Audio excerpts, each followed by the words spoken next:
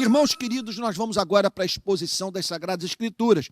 Você que está sintonizando pela primeira vez nos nossos canais, esse culto está sendo transmitido pelo canal de YouTube da Igreja Presbiteriana da Barra e pelo meu Facebook Figura Pública. E você que está se conectando conosco pela primeira vez, permita-me dizer que todos os domingos pela manhã, na nossa igreja, nos nossos cultos, estudamos o Evangelho de João. Temos feito isso já há 3, 4 anos. Verso por verso, palavra por palavra. E hoje nós nos encontramos no capítulo 16 para análise dos versos 8, 9, 10 e 11. Então vou pedir que você abra a sua Bíblia em João, capítulo 16, a fim de que juntos possamos meditar sobre essa passagem gloriosa. Palavra do nosso Senhor e Salvador Jesus Cristo. Repito, João, capítulo 16, do verso 8 até o verso 11. Diz assim, o texto inspirado. Quando ele vier, ele está falando aqui sobre o Espírito Santo, convencerá o mundo do pecado, da justiça e do juízo. Do pecado, porque não crê em mim. Da justiça, porque vou para o Pai e não me verão mais. E do juízo, porque o príncipe deste mundo já está julgado. Vamos ter um momento de oração. Pai Santo, nós, em nome do Senhor Jesus, pedimos que o Senhor projete luz sobre essa passagem. Rogamos que possamos entender o seu significado, que ela seja aplicada com graça nos nossos corações, e que se porventura alguém que está nos ouvindo ainda não passou pela experiência de novo nascimento, que hoje seja o dia da redenção na vida dessa pessoa. Perdoa os nossos erros, não leve em consideração as falhas que nos são ocultas e aceita a nossa gratidão pelo que tu és, pelo que tu fazes por nós. Senhor, nós o amamos. Não é vida que se viva aquela que é vivida longe dos seus caminhos. Senhor, fala conosco. Aquece o nosso coração, é o que te pedimos em nome de Jesus, Senhor. Amém. Gente querida, nós vimos no domingo passado o Senhor Jesus falar sobre o surpreendente. O que nós percebemos de surpreendente na sua mensagem? Ele dizer para os discípulos que a ausência física dele seria uma bênção para a vida da igreja. E isso porque, com a sua partida desse mundo, o Espírito Santo seria enviado a fim de levar a cabo a mesmíssima obra de consolação, de encorajamento, de fortalecimento, realizada pelo Senhor Jesus enquanto ele esteve aqui entre nós, manifestando o seu amor em relacionamento íntimo com os nossos irmãos, com a sua igreja, especialmente representada pelos apóstolos. Então, no verso 7 está escrito: mas eu lhes digo a verdade, é melhor para vocês que eu vá, porque se eu não for, o Consolador não virá para vocês, mas se eu for, eu enviarei a vocês. Então, com isso, o Senhor Jesus está nos falando sobre uma bênção difícil no seu valor de ser mensurada por nós.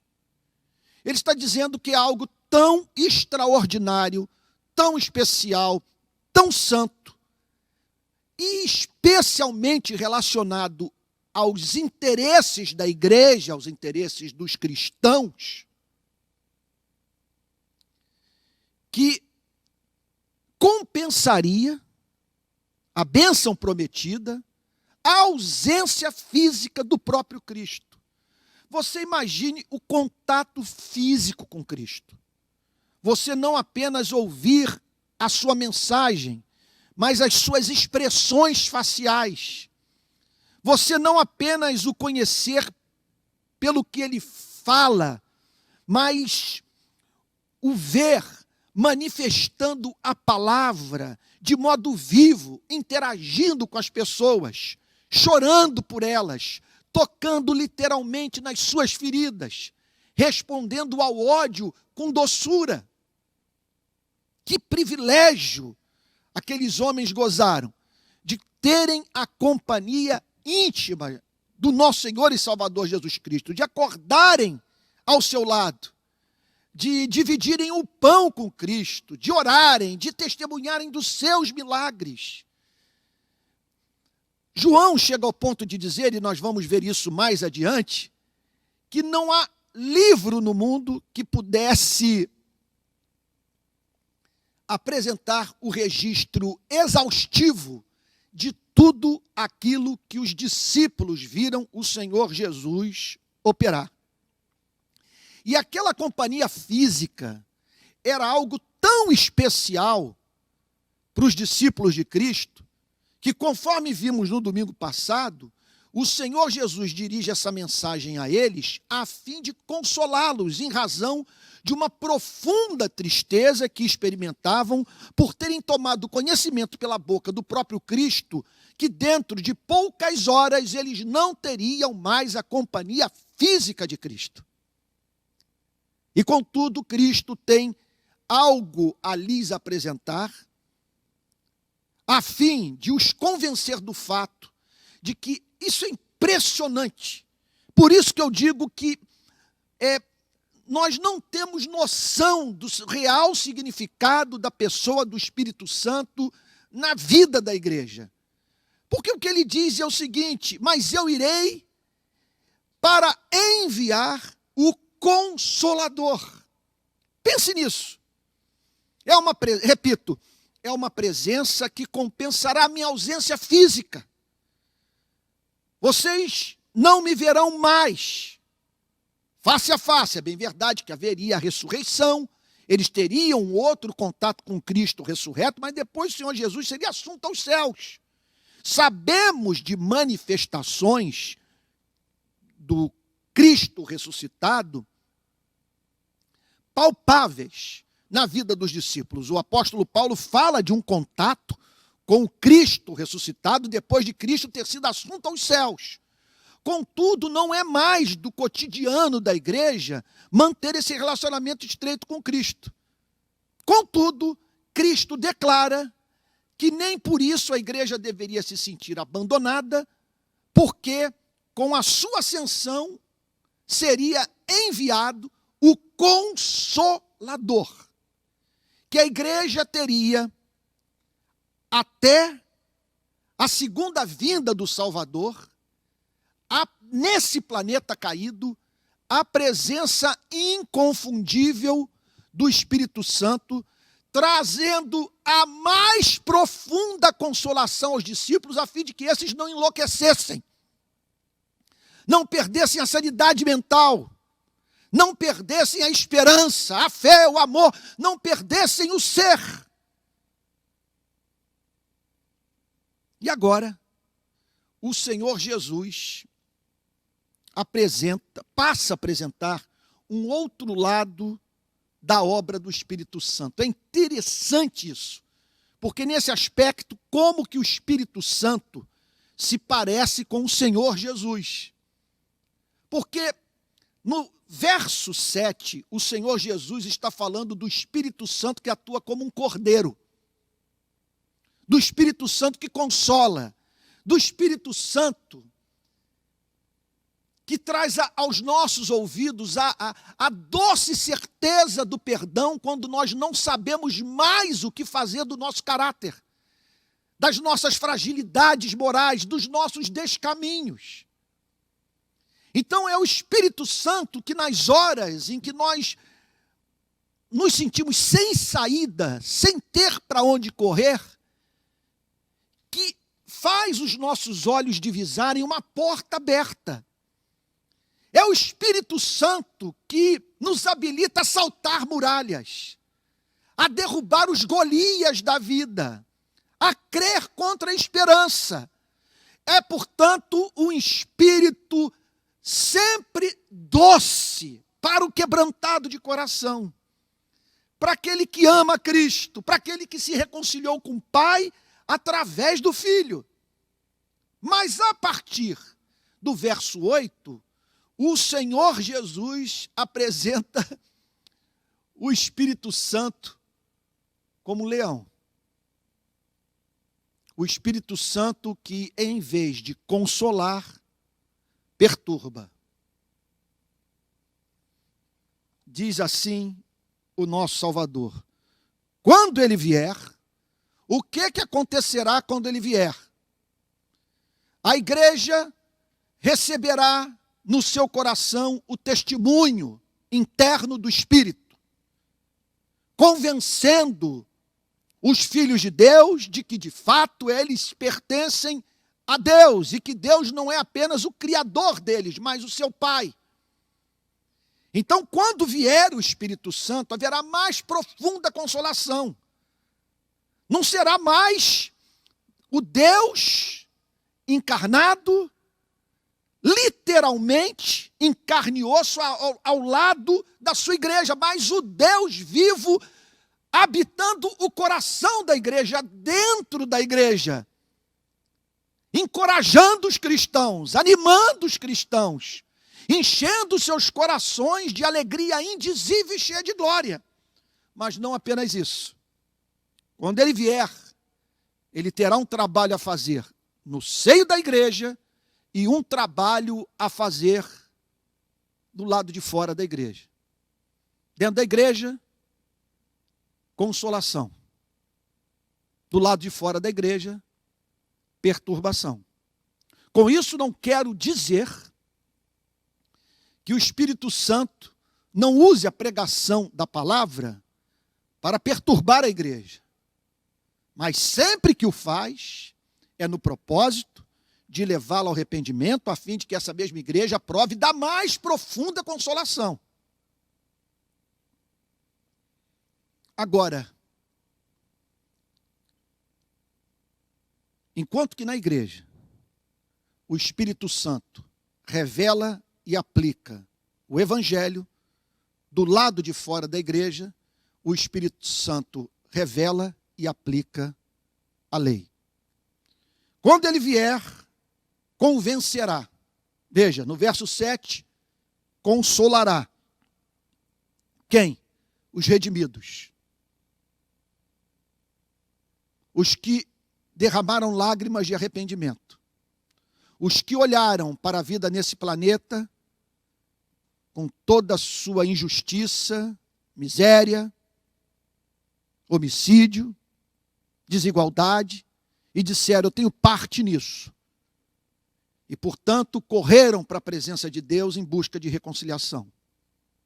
O Espírito Santo é apresentado, portanto, envolvendo esses com o amor divino. Contudo, há aqueles que não estão precisando de consolação, estão precisando de perturbação. O verbo que o Senhor Jesus usa no verso 8 é o convencer. Quando ele vier, convencerá. Quando ele vier, veja só, é mais do que algo meramente intelectual. É alguma coisa que certamente atinge a mente, que se torna, portanto, objeto da cognição dos homens. Mas é algo que fere o coração. É um convencimento, portanto, que envolve o ser humano integral. Ele virá para convencer as pessoas. Convencer, e a palavra que o Senhor Jesus usa é a palavra mundo, que não significa, obviamente, que todos os cidadãos desse planeta, toda a geração subsequente à vinda de nosso Senhor e Salvador Jesus Cristo a esse planeta se converterá. O que o texto está dizendo é que homens e mulheres das mais diferentes etnias, das mais diferentes nações, das mais diferentes culturas experimentariam esse convencimento do Espírito. Não se trata de persuasão humana. Embora tenha como meio a instrumentalidade humana, é mais do que sermões bem elaborados e pregação feita com excelência. É Deus falando a mente e o coração daqueles que se encontram em trevas. Trata-se, portanto, de gente que está precisando de convencimento. São pessoas, homens e mulheres, que estão certos acerca de uma série de fatos da vida. E que, contudo, ainda não atentaram para a grande verdade referente à relação de Deus com a humanidade. O Criador olha para esse planeta com tristeza. E, portanto, aqueles que ignoram esse fato encontram-se em estado de profunda insensibilidade moral, intelectual, espiritual, carecendo, portanto, de algo de uma obra, de uma voz, de uma pregação que os convença. É sobre isso que o Senhor Jesus está falando. Qual é o problema da humanidade? O grande problema da nossa espécie é que ela carece de convencimento. Ela ignora o fato de que o modo como os seres humanos se relacionam com os demais animais, modo como se relacionam com a natureza, uns com os outros, consigo mesmos e com o Criador, é repulsivo a Deus. Repulsivo. Se você tem alguma dúvida com relação a isso, eu o aconselho a se dedicar ao duro, extenuante e depressivo exercício que me dediquei esta semana de assistir os 9 capítulos da série do Netflix sobre a Segunda Guerra Mundial. Algo impressionante. Algo impressionante. É uma sucessão de insanidade, de maldade pura, de crueldade. Veja só, acima de tudo, dos alemães, dos japoneses, dos italianos, daquela aliança do mal. E que, contudo, aí eu me lembro nessas horas de Nietzsche, se você está lutando com monstros, cuidado para você não se transformar num monstro também. Porque se você me perguntasse o que de mais hediondo você viu nesse documentário, e consequentemente o de mais hediondo você percebeu no advento da Segunda Guerra Mundial, eu diria que 3 pecados inomináveis chamam a atenção de qualquer observador atento. Primeiro, o nazismo. Conceber uma ideologia totalitária como essa. De você dizer que há nesse planeta uma raça que é superior a todas as demais. E que por isso é justo que ela tenha mais espaço para se expandir. Porque a natureza, e isso foi ensinado por Darwin, revela à humanidade que o exemplar mais forte, mais belo, mais capaz, não tanto mais belo, porque a questão não é tanto de estética, mas de força, de sagacidade, de capacidade de adaptação ao meio, que esse exemplar deve sobrepujar os demais. E Hitler aplica isso à relação da Alemanha com o restante do mundo. O nazismo, o Mein Kampf, que foi best-seller na década de 30 na Alemanha, e que deixava de modo absolutamente nítido o que Hitler tensionava fazer. De maneira que milhões e milhões de alemães fizeram o que fizeram de modo consciente, porque Hitler era claro, ninguém pode dizer que ele não dizia o que pensava. Ele não escondia, ele não camuflava os seus pensamentos. Você não precisava, sabe, de uma inteligência, de uma sensibilidade, de uma sagacidade, sabe, assim, toda especial para ver o ovo da serpente no nazismo. Era tudo escancarado. Não apenas o discurso, as práticas. Outro ponto que chama a atenção, os campos de concentração. O que falar sobre isso? O que dizer que já não tenha sido dito? Era algo tão degradante, tão aviltante, tão horroroso, tão diabólico, que quando os soldados americanos, em 1945, depois de terem passado 3 anos, pelo menos eles, no campo de batalha, desde de Pearl Harbor e da consequente entrada dos Estados Unidos na Segunda Guerra, até 1945. Esses homens tinham visto de tudo.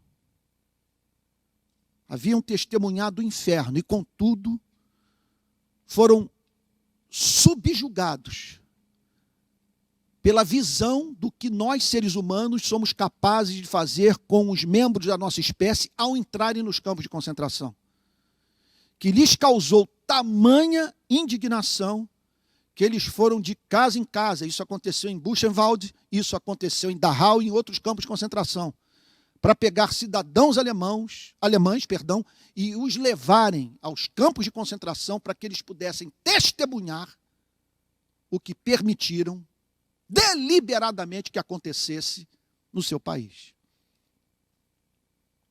Agora, quando eu digo que houve horror de ambos os lados, não tenho como poupar os próprios aliados. Não há o que justifique o bombardeio em Dresden. Não há o que justifique a bomba em Hiroshima, e muito menos a segunda bomba lançada em Nagasaki. Concordo com John Stott quando ele diz que a igreja sempre deve se levantar contra o uso de armas atômicas e armas capazes de matar indiscriminadamente pessoas a ponto de ceifar a vida de crianças, de civis inocentes. Talvez você esteja perguntando, mas pastor, o que essa descrição toda tem a ver com a mensagem? Olha, tudo que eu estou falando sobre a Segunda Guerra Mundial tem íntima relação com o texto que nós estamos analisando, porque a condição humana não é apenas caracterizada pelo sofrimento que nós estamos atravessando nessa pandemia. Não se trata apenas de homens e mulheres de vida frágil, expostos diariamente à morte, como diz Calvino, para onde andam, carregam consigo mesmos as mais diferentes espécies de morte. Há mais do que isso. Toda desgraça que nós somos capazes de causar à vida de membros da nossa espécie. Eu, nos últimos dias, tenho me dedicado ao exame do livro dos Salmos. Minha vida devocional, nessas últimas semanas, tem se concentrado em torno da mensagem dos Salmos. Então, a minha intenção é terminar a leitura. Eu me encontro no capítulo 82. Então, essa semana eu termino, e essa semana mesmo eu devo voltar, de maneira que eu quero ler 3 vezes os Salmos, porque não tenho como descrever a consolação nesses dias de pandemia que eu tenho auferido do contato meditativo, em espírito de oração, com esse livro das Sagradas Escrituras. Agora, uma coisa que me chamou a atenção: a quantidade de salmos dedicados à súplica para que os filhos de Deus fossem guardados dos seus inimigos. É impressionante a quantidade de salmos que apresentam Deus como aquele que se coloca ao lado do seu povo a fim de defendê-lo da insânia, do ódio, da crueldade dos seus adversários. Em suma, grande parte dos salmos tem como objetivo trazer esperança para aquele que é perseguido pelo seu semelhante. Estou dizendo tudo isso para nós entendermos o porquê do Espírito Santo ser chamado aqui de um espírito não apenas de consolação, mas um espírito de convencimento. Quando ele vier, convencerá o mundo. O mundo. Porque esse é um problema que envolve heterossexuais, envolve homossexuais, envolve negros, pardos, brancos, homens e mulheres de todas as culturas. Nós não podemos, temos que tomar cuidado de, por conta de um compromisso com causas identitárias, de nós cristãos, perdermos de vista o fato de que ricos e pobres, cultos e analfabetos, negros, asiáticos, caucasianos, homens e mulheres, todos pecaram e destituídos estão da glória de Deus. Esse é o sentido da palavra mundo. Não escapa um membro da nossa espécie. Um membro. Quando ele vier, convencerá o mundo do pecado. E aqui está uma palavra presente extensamente no Antigo e no Novo Testamento. E das mais pouco compreendidas até mesmo pela igreja. Ele convencerá o mundo do pecado. O que significa isso? Que a obra do Espírito Santo ajudar a humanidade a perceber o fato de que homens e mulheres, habitantes desse planeta, têm errado o alvo. O sentido da palavra pecado é errar o alvo. É não cumprir a finalidade para a qual o ser humano foi criado, que é amar a Deus e ao próximo, viver para a honra e glória do seu Criador e viabilizar a vida do nosso semelhante. Essa palavra é pouco compreendida e às vezes por conta do próprio desserviço prestado pela igreja, porque praticamente a relaciona a questões de natureza privada e, em geral, relativas a sexo, perdendo de vista o seu sentido mais amplo, tão presente nas Sagradas Escrituras. O que é o pecado, portanto? O que significa errar o alvo? E eu peço que você me dê alguns minutos de tempo para ouvir com atenção o que eu tenho a lhe dizer, porque se você compreender o sentido da palavra pecado, você vai entender o significado do Evangelho. Por que o Evangelho foi pregado e por que ele é chamado, essa mensagem é chamada de boa nova. O que é o pecado? Primeiro, nós temos que partir da pressuposição, se queremos entender essa palavra tão, repito, extensamente presente nas Sagradas Escrituras, nós temos que partir da pressuposição, primeira coisa, que Deus existe. Essa palavra não tem um mínimo sentido num mundo regido pelo acaso, por uma energia impessoal. É uma palavra, portanto, que no Antigo e no Novo Testamento não se restringe à violação de normas culturais, diz respeito às leis dos homens, ou alguma coisa que é praticada e que é socialmente reprovável. No Antigo e no Novo Testamento, a palavra pecado está sempre associada ao ser de Deus e ao seu caráter. Então, antes de falar sobre pecado, as Escrituras falam sobre a existência de Deus. De um Deus pessoal e de um Deus santo.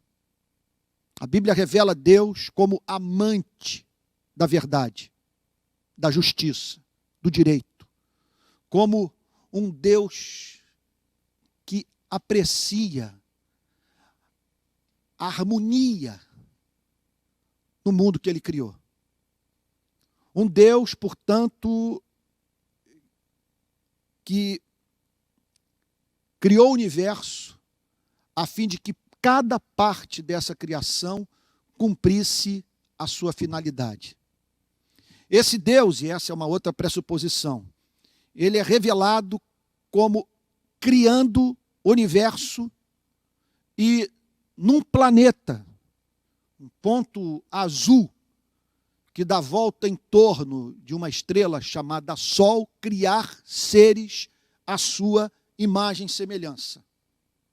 Isso é claramente ensinado pelas Sagradas Escrituras, e se nós não entendermos isso, jamais entenderemos o sentido da palavra pecado. Há um Criador, o Criador é pessoal, o Criador é santo, Ele odeia a mentira, Ele odeia a inverdade, Ele odeia a injustiça, Ele odeia a desigualdade, Ele odeia a indiferença. Ele é absolutamente apartado do mal moral. De maneira que, embora seja onipotente, tenha completo controle sobre sua criação, sempre age de acordo com seus propósitos soberanos, contudo, limitado pelo seu caráter, porque ele não pode fazer nada que contrarie o seu amor, a sua natureza santa. Aí, então, ele cria seres à sua imagem e semelhança. Se você quer saber quem é Deus, não olhe prioritariamente para o bem-te-vi, para o sabiá, para o seu cão de estimação, ou para um monte coberto de neve, ou para o luar do Rio de Janeiro da noite passada. Olhe para dentro de você. Tudo que eu mencionei revela a glória de Deus, porque Deus deixou pistas da sua existência em toda a ordem criada. Mas não há nada nesse planeta que mais revele o ser e os atributos de Deus do que o homem e a mulher, do que nós, seres humanos. Fomos criados à sua imagem e semelhança. E é evidente que Ele fez uma aliança, Ele fez um pacto conosco, com a nossa espécie. A Bíblia chega ao ponto de dizer que isso aconteceu no tempo e no espaço, na vida de um primeiro casal. Mas o que ocorreu na vida desse primeiro casal, ocorreu na vida de todos nós. É um fato que faz parte da nossa natureza. Que é alguma coisa com a qual nós nascemos. E com que nós nascemos. Só não percebemos isso em razão desses fatos estarem sob os escombros das nossas iniquidades. Mas quando, através da pregação da palavra, esses escombros são removidos, e a verdade atinge o âmago do nosso ser, é por isso que nós encontramos tanta gente chorando nos nossos cultos. É por isso que muitos, quando ouvem essa pregação, desmancham em lágrimas, porque eles têm contato com a sua verdadeira humanidade. Olha, todos os convertidos testemunham o fato de que a pregação fez com que eles tivessem contato com verdades que procuravam reprimir, sufocar, impedir de se manifestarem e controlarem suas vidas. E que verdade é essa? Que fomos criados à imagem e semelhança de um Deus que pede de nós amor. Amor. Portanto, Ele não é um neurótico nosso que está no céu. É um Deus santo, justo, sábio, e que nos criou para vivermos a vida que Ele vive, uma vida de amor, sem a qual a vida em sociedade é inexequível. E Ele nos cria para nós o amarmos. Não conseguimos funcionar bem sem Ele. Ele nos fez de uma tal maneira que o nosso coração só encontra descanso quando descansa nele. Olha, deixa eu abrir um parêntese. Esquece a ideia de você procurar fazer análise para ser feliz. Esquece a ideia de você buscar a terapia para encontrar a felicidade. Felicidade é tema da fé. Real conceito de felicidade tem que envolver o atendimento às aspirações mais profundas do espírito humano, como a da eternidade. De você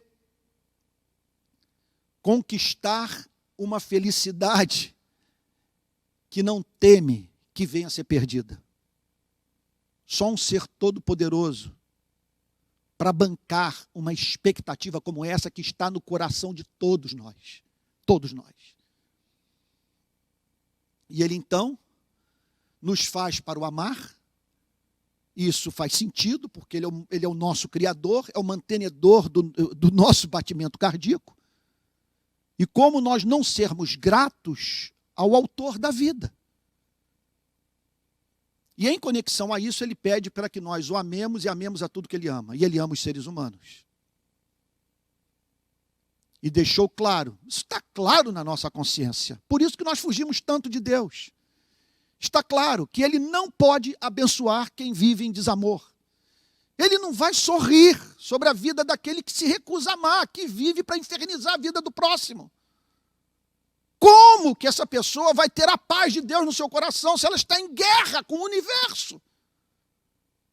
E o pior de tudo, que essa nossa incapacidade de amar a Deus e o próximo, ela, contudo, não sufoca dois movimentos de alma universais. Primeiro, embora ignoremos a Deus, nós nos revoltamos quando Deus permite que alguma espécie de sofrimento atinja as nossas vidas. Nós queremos um tratamento justo da parte do Criador, enquanto, ao mesmo tempo, vivemos a ignorá-lo. E outro ponto. Condenamos no próximo aquilo que nós mesmos praticamos. Ou exigimos dele o que não fazemos. Odiamos ser tratados com indiferença. Você está falando e percebe que a pessoa está olhando no relógio. Essas são algumas das experiências que mais nos marcam na vida. Como nós somos sensíveis à indiferença. Você está conversando com alguém ao término do culto na igreja e percebe que essa pessoa está com os olhos sobre você, a fim de encontrar no templo alguém que se afigure como mais importante para a sua vida do que você.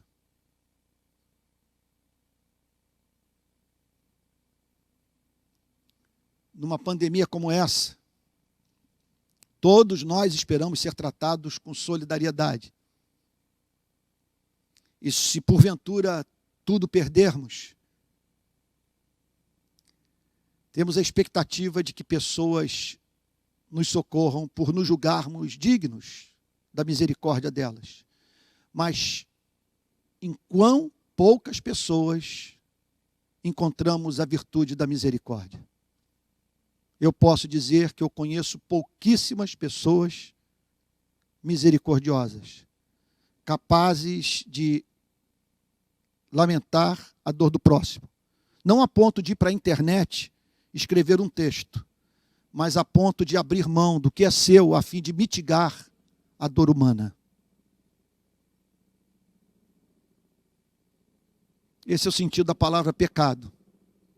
É não amar. É ignorar a Deus e o próximo.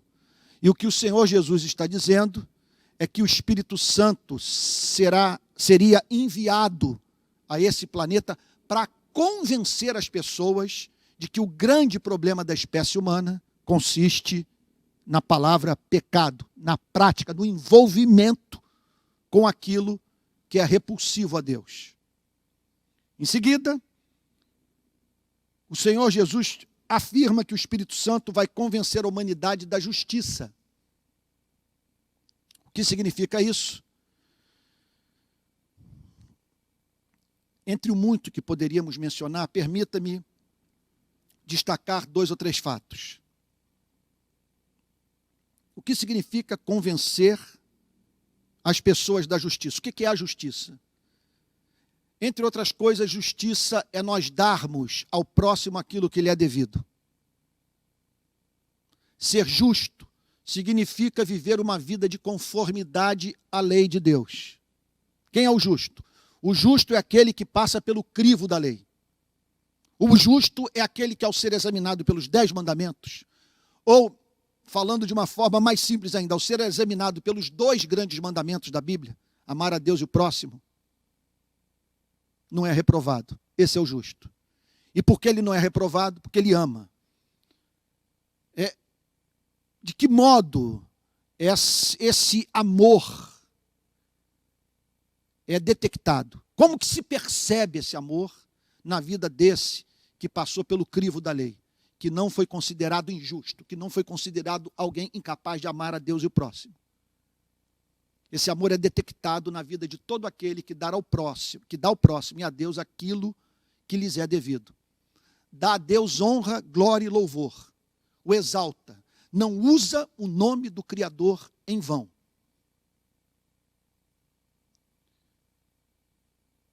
E dá ao próximo aquilo que lhe é devido também.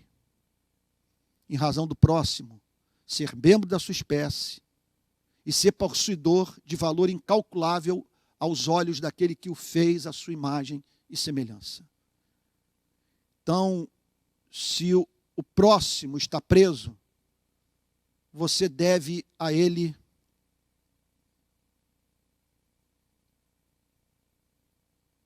expressão de solidariedade em razão da sua solidão. Se o próximo está faminto, você deve a ele o pão,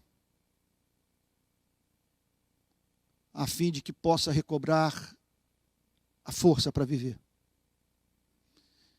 Se ele está carente de luz, da luz da verdade, você deve a ele a proclamação da luz que há em Cristo.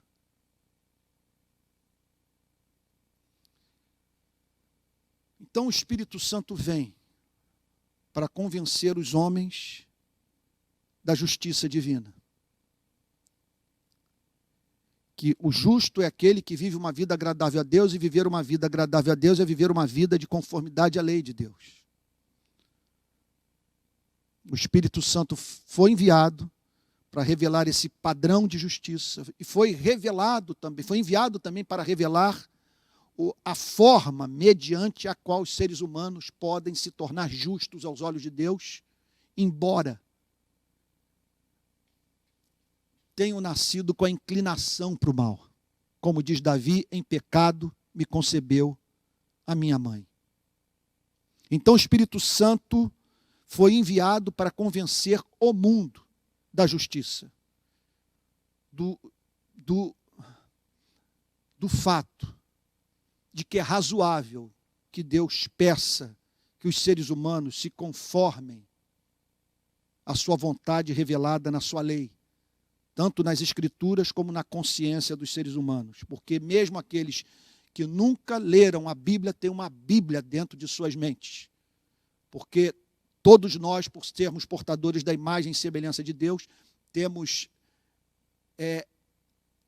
esse senso de certo e errado, chamado consciência. Então ele virá para convencer o mundo do pecado, da justiça e do juízo. Que significa convencer o mundo do juízo? Mais adiante o Senhor Jesus vai lançar mais luz sobre tudo isso. Significa dizer que o Espírito Santo seria enviado para deixar claro para todos que quem se recusasse a viver em amor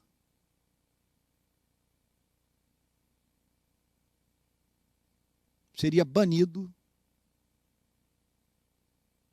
irremediavelmente da presença do Deus de amor. Aí talvez você esteja dizendo, mas se ele é um Deus de amor, Porque Ele não faz por essas pessoas o que Ele pede que façamos por elas mesmas. Porque esse Deus vai ser sempre um diabo para aquele que o odeia. Ele será sempre presença inconveniente para aquele que se recusa a amar. Consequentemente, recusa renunciar a si mesmo, a fim de fazer a vida do próximo florescer. Definitivamente, o céu é o inferno para o não regenerado. Para você se relacionar com Deus, tem que haver esse elemento de congenialidade. Tem que haver afinidade. Você não vai entender esse Deus.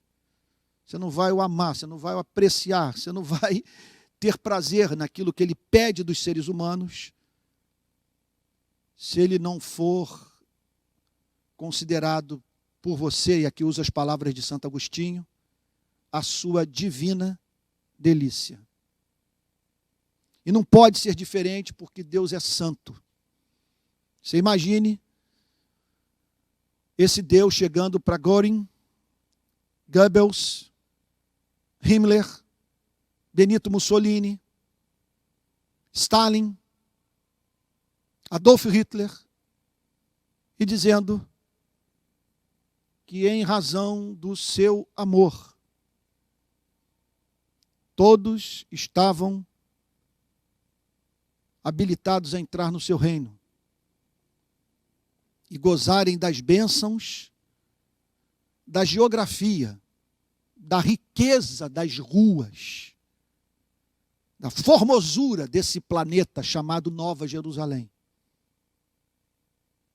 E no final, portanto, da história, não haver diferença entre esses homens, cujos nomes acabei de mencionar, e um Francisco de Assis, e um Luther King, e tantos outros anônimos, cujos nomes não aparecem nas primeiras páginas dos jornais, mas cuja trajetória de vida nós conhecemos, e que vivem para a glória de Deus e para a felicidade do próximo. É gente que, quando está próxima da partida, tem como resposta da sociedade a resposta que foi dada pela igreja à morte de Dorcas, lá no livro de Atos dos Apóstolos, no Novo Testamento. Com aquela gente toda mostrando as obras da serva de Deus Dorcas, dizendo, enquanto ela esteve aqui, ela foi mãe de todos. E mediante trabalho árduo, ela vestiu nu e trouxe dignidade de vida para o seu semelhante. Bom, pelo que eu estou percebendo aqui, eu não vou conseguir avançar no texto devido ao horário, porque a minha intenção era ir até o versículo 11, mas acabou que eu parei no versículo 8, eu vou deixar para a semana que vem para falar sobre os versos 9, 10 e 11. Vamos fazer uma síntese aqui do que nós vimos no verso 8? Então, o que nós vimos no verso 8? O verso 8 é um verso pneumatológico. É um verso que fala sobre a doutrina do Espírito Santo. É um verso, portanto, que traz simetria ao capítulo 16. Porque o capítulo 16 do Evangelho de João ressalta o ministério de consolação do Espírito Santo. Ele é o Consolador, ele é doce. Por isso, a figura que a Bíblia usa para nos ajudar a ter uma ideia de quem é o Espírito Santo, do que ele representa para nós e tenciona fazer pelas nossas vidas, é a figura de uma pomba. É o Espírito de consolação. É o Espírito que nos regenerou. É o Espírito que produziu fé e arrependimento no nosso coração, dons de Deus. É o Espírito que nos converteu. É o Espírito que ilumina nossa mente para que entendamos as Sagradas Escrituras. E mais do que entendamos as Sagradas Escrituras, vejamos beleza, excelência nas Sagradas Escrituras. é o Espírito que nos dá dons, é o Espírito que nos faz viver em santidade, é o Espírito que nos engravida de sonhos, sonhos de sermos úteis, de a nossa passagem por esse planeta representar o perfume de Cristo que é exalado, e salvação, e glorificação do nome do Criador. É o Espírito que nas horas que pecamos, em que caímos pela terceira, pela quarta, pela quinta vez, sussurra nos nossos ouvidos dizendo: o Salvador da igreja é um sumo sacerdote que assumiu a forma humana e que se compadece do seu povo, porque ele foi tentado em todas as coisas e por isso é misericordioso com as fraquezas da sua igreja.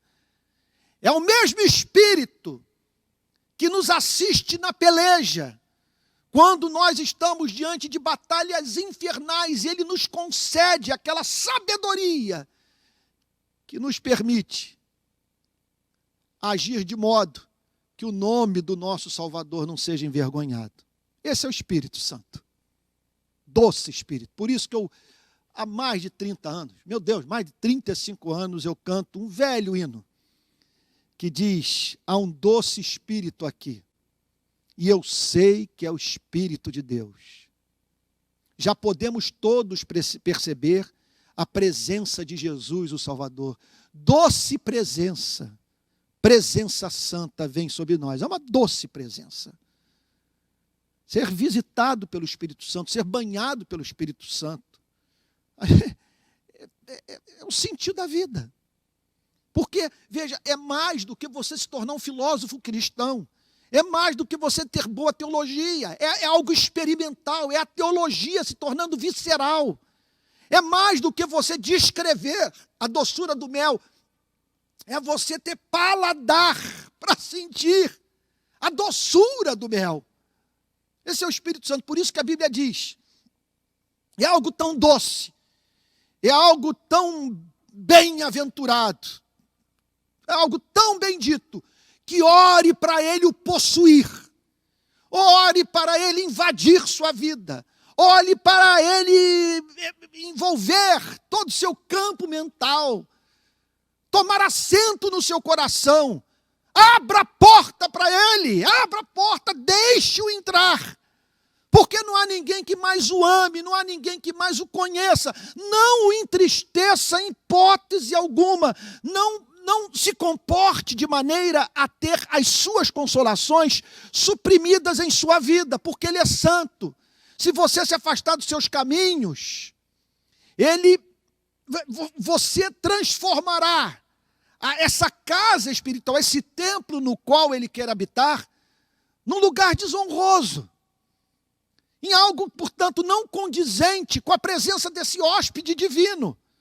Portanto, pense em tudo que é justo, tudo que é santo, tudo que é verdadeiro, tudo que é amável, tudo que é de boa fama. Se alguma virtude há, se algum louvor existe, que seja isso que ocupe o seu pensamento, como diz o apóstolo Paulo em Filipenses capítulo 4. Porque não faz sentido espantar o Consolador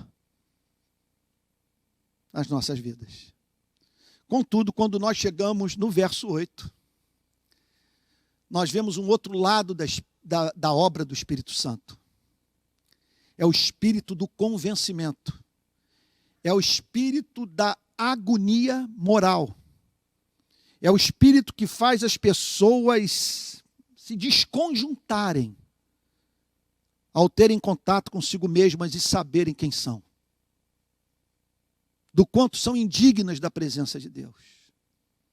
Então ele é o espírito que convencerá o mundo. Mundo, tome cuidado, eu repito. Não permita que o seu compromisso com alguma causa identitária o leve a perder de vista o fato de que essa gente que você está defendendo carece da misericórdia de Deus que está em Jesus Cristo. Eu não posso ir, por exemplo, para uma favela, ou até mesmo para a África, que é uma miséria diferente da miséria que nós temos aqui. Depois de ir à África, você muda o seu conceito de miséria, pressupondo que, em razão de serem pobres, esses homens e mulheres não carecem da graça de Deus que está em Cristo Jesus, o nosso Senhor. Ele convencerá o mundo. O mundo. Do quê? Do pecado, da justiça e do juízo. Ele ajudará as pessoas a terem contato consigo mesmas, do que elas têm feito com esse planeta, do que elas fazem com o reino animal, do que elas fazem com o próximo, do que elas fazem consigo mesmas e, acima de tudo, da sua impressionante incapacidade de brincar com os céus. Ele virá para isso. Ele virá também para convencer os que estão do lado de fora dessa justiça, do caminho da justificação, do porquê o homem é declarado injusto, o que significa ser justo aos olhos de Deus. E ele virá para anunciar o juízo, que Deus é forçado, em razão da sua santidade, de revelar o seu desprazer, em razão da incapacidade humana de amar a Deus e ao próximo. No final dessa série da Netflix, quando eu vi os russos entrando em Berlim e o avanço das tropas aliadas a partir do desembarque da Normandia, a ponto de chegarem ambos os exércitos aliados e o exército da União Soviética ao coração da Alemanha, ficou evidente que ali se manifestou o juízo de Deus. Aqui no Brasil, eu não canso de dizer que o confisco da poupança do povo brasileiro, levado a cabo pelo ex-presidente Fernando Collor de Mello, foi tamanha afronta à santidade de Deus que o juízo foi inevitável e por isso ele sofreu impeachment. Ele provocou a Deus ao esvaziar o pouco de dinheiro adquirido mediante trabalho duro de milhões de famílias brasileiras. O que levou muitos, naquele dia, quando o Jornal Nacional anunciou a decisão do presidente Fernando Collor, do confisco de todas as economias do povo brasileiro, levou muitos a infartarem. Teve gente que morreu naquela noite. Os hospitais, eu me lembro de matéria dos jornais do dia seguinte, falando que os hospitais do Rio de Janeiro ficaram tomados de pessoas com pico de pressão, com problemas cardíacos, em razão daquele choque. Porque Deus não prostitui o seu amor por amar. Ele é santo. E por isso nós vivemos num mundo como esse. Que coisa impressionante. Porque em meio a essa pandemia toda, ontem, aquele luar maravilhoso sobre o céu do Rio de Janeiro. Com Deus ali, dizendo a você e a mim, que fez esse mundo para a nossa felicidade, e fez esse mundo para a nossa felicidade, porque Ele nos ama. Mas, ao mesmo tempo, um mundo que parece revelar, e de fato revela, que o Criador não está satisfeito com a criatura, e que, por isso, nós encontramos uma passagem como Romanos, capítulo 1, verso 18. A ira de Deus se revela do céu contra toda impiedade e perversão dos homens que detêm a verdade pela injustiça. E aqui eu concluo dizendo o seguinte: como que o Espírito Santo, nesse sentido, é parecido com o Senhor Jesus? Porque no verso 7, ele é o Consolador. No verso 8, ele é o que perturba. E nós vemos no Novo Testamento o Jesus Cordeiro e o Jesus Leão. Com isso, as Escrituras estão nos falando sobre a própria natureza divina. Deus sempre haverá de ser cordeiro para o quebrantado de coração, para o que se arrepende. para o que derramou lágrimas de contrição. E sempre haverá de ser leão inflexível com os soberbos, com os orgulhosos, aqueles que sobem ao templo para se exaltar, que julgam, portanto, que são merecedores de terem suas orações ouvidas e, após a morte, serem levados pelos anjos de Deus, como diz a Bíblia, para o seio de Abraão. Essa é a grande verdade que os versos 7 e 8 nos ensinam. Veja só, aqui eu concluo, preste atenção no que eu vou lhe dizer. No verso 8, nós vemos o Espírito Santo convencendo o mundo do pecado, da justiça e do juízo. E por que ele o faz? Porque ele quer o mundo vivendo o verso 7, conhecendo a obra de consolação do Espírito sobre a vida dos que se arrependeram e creram. Dos que se humilharam como criança e correram para a presença de Deus, em humildade de espírito, confiando mais na misericórdia de Deus do que na sua inocência. Essa é a obra do Espírito. Agora note, isso eu vou enfatizar no próximo domingo, levado a cabo pelo ministério da igreja. Porque o mundo toma conhecimento disso tudo através da pregação do Evangelho. Tarefa prioritária da igreja de nosso Senhor e Salvador Jesus Cristo nesse planeta. Vamos ter um momento de oração. Pai Santo, nós te agradecemos por essa manhã. Quanta concentração de verdade num único versículo. Nós te agradecemos pela obra do Espírito Santo, porque um dia nós também não entendíamos o sentido da palavra pecado, da palavra justiça, da palavra juízo. Nós te agradecemos por aqueles dias dos quais o Espírito Santo nos perturbou, a fim de que hoje nós pudéssemos olhar para o Criador, não como quem olha meramente para o Rei do Universo, mas como quem olha para um Pai. Nós bendizemos o teu nome por essa obra que um dia nos desconjuntou, que apresentou a lei a nós, a fim de nos humilhar, e que nos remeteu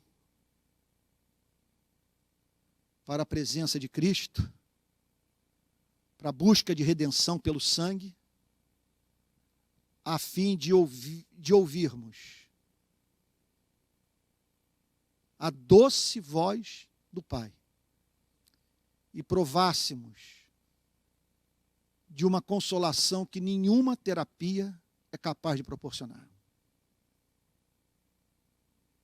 Espírito Santo, nós pedimos a Ti que o sentido dessas 3 palavras se torne cada vez mais profundo para nós que somos discípulos de Cristo.